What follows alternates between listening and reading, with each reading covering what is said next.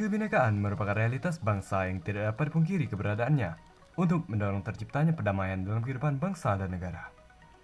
Perbedaan etnis, religi, maupun ideologi menjadi bagian tidak terpisahkan dari sejarah bangsa Indonesia. Dengan Bhinneka Tunggal Ika dan toleransi yang menjadi perekat untuk bersatu dalam kemajemukan bangsa. Selain semua yang tersebut, negara kita juga memiliki alat-alat pemersatu bangsa sebagai berikut. 1. Dasar Negara Pancasila. 2. Bendera merah putih sebagai bendera kebangsaan. 3. Bahasa Indonesia sebagai bahasa nasional dan bahasa persatuan. 4. Lambang negara burung Garuda. 5. Lagu kebangsaan Indonesia Raya. 6. Lagu-lagu perjuangan. Indonesia merupakan negara yang sangat rentan akan terjadinya perpecahan dan konflik. Hal ini disebabkan Indonesia adalah negara dengan keberagaman suku, etnik, budaya, agama, serta karakteristik dan keunikan di setiap wilayahnya. Namun, jika perselisihan ini diakibatkan karena masalah yang berkaitan dengan hukum, Undang-Undang Dasar Negara Republik Indonesia tahun 1945 telah mengatur dalam pasal 28D ayat 1 bahwa setiap orang berhak atas pengakuan, jaminan, perlindungan, dan kepastian hukum yang adil serta perlakuan yang sama di hadapan hukum. Dengan demikian, permasalahan dan perselisihan bisa dihindari dengan memberikan perlindungan secara penuh kepada setiap warga negara. Integrasi nasional merupakan proses penyesuaian di antara unsur-unsur kebudayaan yang berbeda sehingga mencapai suatu keserasian fungsi dalam kehidupan masyarakat. Syarat keberhasilan suatu integrasi di suatu negara adalah sebagai berikut. A. Anggota-anggota masyarakat merasa bahwa mereka berhasil saling mengisi kebutuhan-kebutuhan antara satu dan lainnya. B. Terciptanya kesepakatan atau konsensus bersama mengenai norma-norma dan nilai-nilai sosial yang dilestarikan dan dijadikan pedoman. C. Norma-norma dan nilai-nilai sosial dijadikan aturan baku dalam melangsungkan proses integrasi sosial. Baik faktor pembentuk maupun faktor penghambat integrasi nasional, berikut ini faktor-faktor tersebut. A. Faktor pembentuk integrasi nasional. 1. Adanya rasa senasib dan seperjuangan yang diakibatkan oleh faktor sejarah. 2. Adanya ideologi nasional yang tercermin dalam simbol negara, yaitu Garuda Pancasila dan semboyan Bhinneka Tunggal Ika. 3. Adanya tekad serta keinginan untuk bersatu di kalangan bangsa Indonesia seperti yang dinyatakan dalam Sumpah Pemuda. 4. Adanya ancaman dari luar yang menyebabkan munculnya semangat nasionalisme di kalangan bangsa Indonesia. 5. Penggunaan bahasa Indonesia. 6. Adanya semangat persatuan dan kesatuan dalam bangsa, bahasa, dan tanah air Indonesia. 7. Adanya kepribadian dan pandangan hidup kebangsaan yang sama, yaitu Pancasila. 8. Adanya jiwa dan semangat gotong royong, solidaritas, dan toleransi keagamaan yang kuat. 9. Adanya rasa senasib, penanggungan, akibat penderitaan penjajahan. 10. Adanya rasa cinta tanah air dan mencintai produk dalam negeri. B. Faktor penghambat integrasi nasional. 1. Kurangnya penghargaan terhadap kemajemukan yang bersifat heterogen. 2. Kurangnya toleransi antar golongan. 3. Kurangnya kesadaran dari masyarakat Indonesia terhadap ancaman dan gangguan dari luar. 4. Adanya ketidakpuasan terhadap ketimpangan dan ketidakmerataan hasil-hasil pembangunan. Tantangan di lingkungan internal Indonesia adalah mengawal NKRI agar tetap utuh dan bersatu. Di sisi lain, ancaman terhadap kedaulatan masih berpotensi terutama yang berbentuk konflik perbatasan, pelanggaran wilayah, gangguan keamanan maritim dan dirgantara, gangguan keamanan di wilayah perbatasan berupa pelintas batas secara ilegal, kegiatan penyelundupan senjata dan bahan peledak, masalah separatisme, pengawasan pulau-pulau kecil terluar, ancaman terorisme dalam negeri, dan sebagainya. 1. Kesadaran warga negara. Kesadaran adalah sikap mengawas diri sehingga dapat membedakan baik atau buruk, benar atau salah, layak atau tidak layak, patut atau tidak patut dalam berkata dan berperilaku. 2. Pengertian bela negara. Upaya bela negara adalah sikap dan perilaku warga negara yang dijiwai oleh kecintaannya kepada Negara Kesatuan Republik Indonesia berdasarkan Pancasila dan Undang-Undang Dasar Negara Republik Indonesia tahun 1945 dalam menjamin kelangsungan hidup bangsa dan negara. Bela negara yang dilakukan oleh warga negara merupakan hak dan kewajiban membela serta mempertahankan kemerdekaan dan kedaulatan negara, keutuhan wilayah, dan keselamatan segenap bangsa dari segala ancaman. Hal ini juga tercantum dalam Undang-Undang Republik Indonesia Nomor 3 Tahun 2002 tentang Pertahanan Negara pada pasal 1 ayat 1, yaitu pertahanan keamanan negara adalah segala usaha untuk mempertahankan negara, keutuhan wilayah NKRI, dan keselamatan bangsa dari ancaman dan gangguan terhadap keutuhan bangsa dan negara. Adapun pengertian sederhana dari arti ancaman, tantangan, hambatan, dan gangguan adalah sebagai berikut. 1. Ancaman adalah usaha yang bersifat mengubah atau merombak kebijaksanaan yang dilakukan secara konsepsional melalui tindak kriminal dan politis. Adapun berikut beberapa macam ancaman dan gangguan pertahanan dan keamanan negara. A. Dari luar negeri. 1. Agresi. 2. Pelanggaran wilayah oleh negara lain. 3. Spionase atau mata-mata. 4. Sabotase. 5. Aksi teror dan jaringan internasional. B. Dari dalam negeri. 1. Pemberontakan bersenjata. 2. Konflik horizontal. 3. Aksi teror. 4. Sabotase. 5. Aksi kekerasan yang berbau sara. 6. Gerakan separatis atau upaya pemisahan diri untuk membuat negara baru. 7. Pengrusakan lingkungan. 2. Tantangan adalah hal atau usaha yang bertujuan untuk menggugah kemampuan. 3. Hambatan adalah usaha yang berasal dari diri sendiri yang bersifat atau bertujuan untuk melemahkan atau menghalangi secara tidak konsepsional. 4. Gangguan adalah hal atau usaha yang berasal dari luar yang bersifat atau bertujuan melemahkan atau menghalangi secara tidak konsepsional, tidak terarah. 3. Dasar hukum bela negara. Ada beberapa dasar hukum dan peraturan tentang wajib bela negara. A. TAP MPR Nomor 6 Tahun 1973 tentang konsep wawasan Nusantara dan keamanan nasional. B. Undang-Undang Republik Indonesia Nomor 29 Tahun 1954 tentang pokok-pokok perlawanan rakyat. C. Undang-Undang Republik Indonesia Nomor 20 Tahun 1982 tentang ketentuan pokok Hankam Negara RI diubah oleh Undang-Undang Republik Indonesia Nomor 1 Tahun 1988. D. TAP MPR Nomor 6 Tahun 2000 tentang pemisahan TNI dengan Polri. E. TAP MPR Nomor 7 Tahun 2000 tentang peranan TNI dan Polri. F. Amandemen Undang-Undang Dasar Negara Republik Indonesia tahun 1945 Pasal 30 ayat 1 dan 2 menyatakan bahwa setiap warga negara berhak dan wajib ikut serta dalam usaha pertahanan dan keamanan negara yang dilaksanakan melalui sistem pertahanan dan keamanan rakyat semesta oleh TNI dan kepolisian sebagai komponen utama dan rakyat sebagai kekuatan pendukung. Ada pula pada pasal 27 ayat 3, setiap warga negara berhak dan wajib ikut serta dalam upaya pembelaan negara.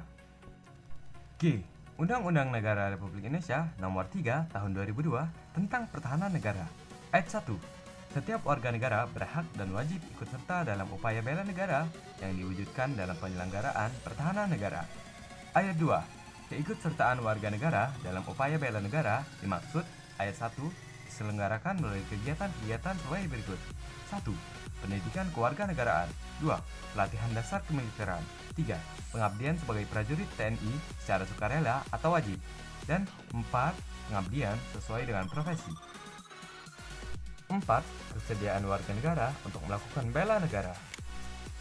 Segala usaha yang dilakukan untuk membela negara, mempertahankan kedaulatan negara, keutuhan wilayah negara, dan keselamatan bangsa merupakan hak dan kewajiban setiap warga negara.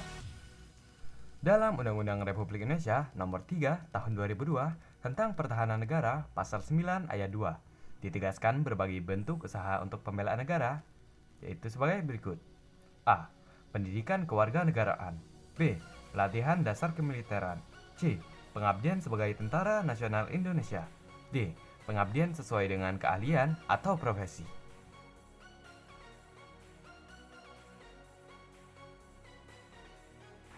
Indonesia memang memiliki keanekaan yang beragam, baik budaya, etnis, suku, dan semacamnya. Namun, selain itu, kebinekaan bangsa Indonesia juga merupakan sebuah tantangan, bahkan ancaman.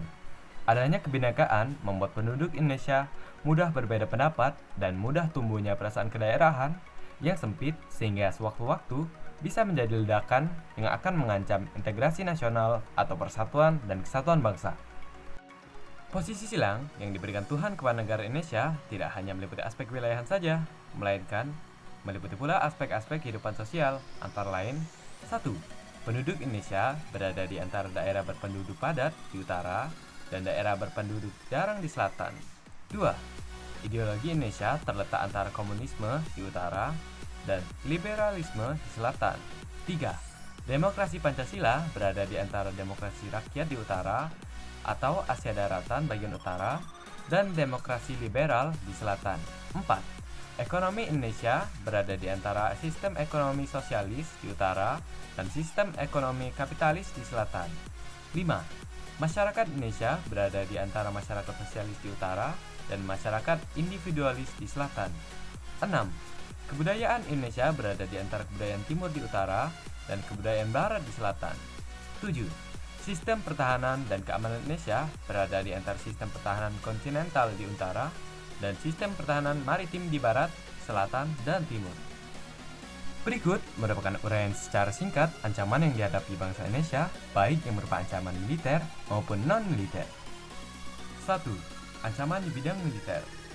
Pemberontakan bersenjata menjadi ancaman militer yang harus serius ditangani oleh bangsa Indonesia. Pada dasarnya, pemberontakan bersenjata yang terjadi di Indonesia merupakan ancaman yang timbul dan dilakukan oleh pihak-pihak tertentu di dalam negeri. Namun, tidak menutup kemungkinan pemberontakan bersenjata tersebut disokong oleh kekuatan asing, baik secara terbuka maupun secara tertutup. Selain itu, gangguan keamanan di laut dan udara juga perlu mendapatkan perhatian. Gangguan di laut dan udara merupakan bentuk ancaman militer yang mengganggu stabilitas keamanan wilayah nasional Indonesia. 2. Ancaman non-militer. Ancaman non-militer pada hakikatnya ancaman yang menggunakan faktor-faktor non-militer dinilai mempunyai kemampuan yang membahayakan kedaulatan negara, kepribadian bangsa, keutuhan wilayah negara, dan keselamatan segenap bangsa. Ancaman non-militer ini berdimensi ideologi, politik, ekonomi, sosial budaya, teknologi, informasi, serta keselamatan umum. Berikut ini berbagai ancaman bagi bangsa Indonesia dilihat dari berbagai bidang kehidupan. 1. Ancaman di bidang ideologi. Saat ini, kehidupan masyarakat Indonesia cenderung mengarah pada kehidupan liberal yang menekankan pada aspek kebebasan individual. Namun, pada umumnya pengaruh yang diambil justru yang bernilai negatif. Misalnya, dalam gaya hidup yang diliputi kemewahan, pergaulan bebas yang cenderung mengarah pada lakukannya perilaku seks bebas, dan perbuatan dekadensi moral lainnya. 2. Ancaman di bidang politik. Ancaman di bidang politik dapat bersumber dari dalam negeri maupun luar negeri. Dari luar negeri, ancaman di bidang politik dilakukan oleh suatu negara dengan melakukan tekanan politik terhadap Indonesia. Intimidasi, provokasi, atau blokade politik merupakan bentuk ancaman non-militer berdimensi politik yang sering kali digunakan oleh pihak-pihak lain untuk menekan negara lain. 3. Ancaman di bidang ekonomi. Ancaman kedaulatan Indonesia dalam bidang ekonomi diantaranya adalah sebagai berikut. A. Indonesia akan kedatangan oleh barang-barang dari luar dengan adanya perdagangan bebas yang tidak mengenal adanya batas-batas negara. B. Perekonomian negara kita akan dikuasai oleh pihak asing seiring dengan semakin mudahnya orang asing menanamkan modalnya di Indonesia. C. Persaingan bebas akan menimbulkan adanya pelaku ekonomi yang kalah dan menang. D. Sektor-sektor ekonomi rakyat yang diberikan subsidi semakin berkurang. Koperasi semakin sulit berkembang dan penyerapan tenaga kerja dengan pola padat karya semakin ditinggalkan, sehingga angka pengangguran dan kemiskinan susah dikendalikan. E. Memperburuk prospek pertumbuhan ekonomi jangka panjang. 4. Ancaman di bidang sosial budaya. Adapun ancaman dari luar timbul sebagai akibat dari pengaruh negatif globalisasi. Di antaranya adalah sebagai berikut. A. Munculnya gaya hidup konsumtif dan selalu mengkonsumsi barang-barang dari luar negeri. B. Munculnya sifat hedonisme, yaitu kenikmatan pribadi dianggap sebagai suatu nilai hidup tertinggi. C. Adanya sikap individualisme, yaitu sikap selalu mementingkan diri sendiri serta memandang orang lain itu tidak ada dan tidak bermakna. D. Munculnya gejala westernisasi, yaitu gaya hidup yang selalu berorientasi kepada budaya barat tanpa diseleksi terlebih dahulu, seperti meniru model pakaian yang biasa dipakai orang-orang barat yang sebenarnya bertentangan dengan nilai dan norma-norma yang berlaku. Misalnya, memakai rok mini, lelaki memakai anting-anting, dan sebagainya. D. Semakin memudarnya semangat gotong royong, solidaritas, kepedulian, dan kesetiakawanan sosial. F. Semakin lunturnya nilai keagamaan dalam kehidupan bermasyarakat. 5. Ancaman di bidang pertahanan dan keamanan. Lemahnya penerapan dan penegakan hukum dan keadilan harus terus ditingkatkan. Semakin bermunculan masalah di suatu wilayah, mengakibatkan hilangnya tingkat kewibawaan hukum dan kemerosotan wibawa para penegaknya. Dengan demikian, kita harus mengantisipasi ancaman sedini mungkin di bidang pertahanan dan keamanan, baik secara militer maupun non-militer. Peran serta masyarakat untuk mengatasi berbagai ancaman dalam membangun integrasi nasional diantaranya adalah sebagai berikut. 1. Tidak membeda-bedakan keberagaman, misalnya pada suku, budaya, daerah, dan sebagainya. 2. Menjalankan ibadah sesuai dengan keyakinan dan agama yang dianutnya. 3. Membangun kesadaran akan pentingnya integrasi nasional. 4. Melakukan gotong royong dalam rangka peningkatan kesadaran bermasyarakat, berbangsa, dan bernegara. 5. Menggunakan segala fasilitas umum dengan baik. 6. Mau dan bersedia untuk bekerja sama dengan segenap lapisan atau golongan masyarakat. 7. Merawat dan memelihara lingkungan bersama-sama dengan baik. 8. Bersedia memperoleh berbagai macam pelayanan umum secara tertib. 9. Menjaga kelestarian lingkungan dan mencegah terjadinya pencemaran lingkungan. 10. Mengolah dan memanfaatkan kekayaan alam guna meningkatkan kesejahteraan rakyat. 11. Menjaga keamanan wilayah negara dari ancaman yang datang dari luar maupun dari dalam negeri. 12. Memberi kesempatan yang sama untuk merayakan hari besar keagamaan dengan aman dan nyaman. 13. Berpartisipasi dalam berbagai kegiatan yang dilakukan dalam masyarakat dan pemerintah. 14. Menjaga persatuan dan kesatuan bangsa. 15. Bersedia untuk menjaga keutuhan negara Kesatuan Republik Indonesia. Sekian penjelasan bab 4 dan bab 5 dari saya. Saya tutup video ini dengan mengucapkan wassalamualaikum warahmatullahi wabarakatuh.